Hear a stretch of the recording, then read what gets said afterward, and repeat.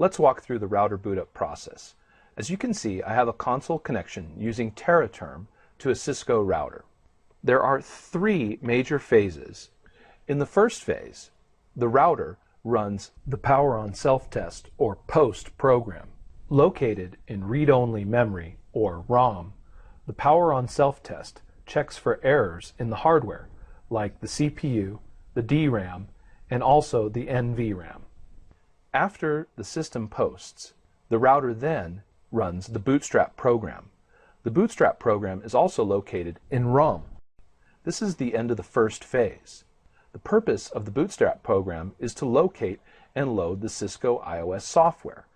The iOS is Cisco's operating system for the router. The Cisco iOS is located by default in flash memory. If the iOS image file is not found in flash memory and then loaded into RAM, then the router will look to a TFTP server on the network to see if it can find another iOS image. After the iOS is completely loaded, the router then loads the configuration file, known as the startup config file. This file contains all of the configured settings for the router, such as the host name and interface IP addresses. The configuration file is located in non-volatile RAM, or NVRAM, in the router. If the router cannot find the startup configuration file in NVRAM memory, it will also look to a TFTP server on the network to see if it can find a configuration file.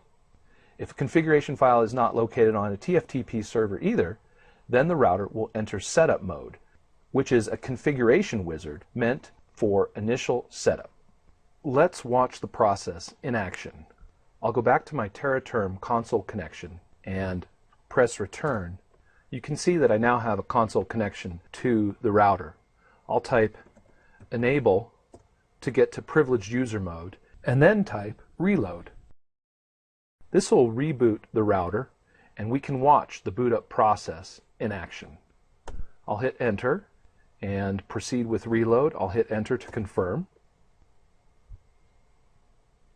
Alright, and you can see the system has found the bootstrap.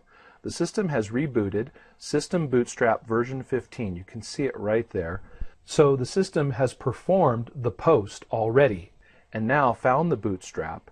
It's located the memory. You can see there's 512 megabytes of memory on board. There's a DIMM slot that doesn't have any expanded memory in it. You can see that the system has found the ROM-on or ROM monitor mode, a recovery subset iOS that's located in ROM memory in the event that an iOS is not found.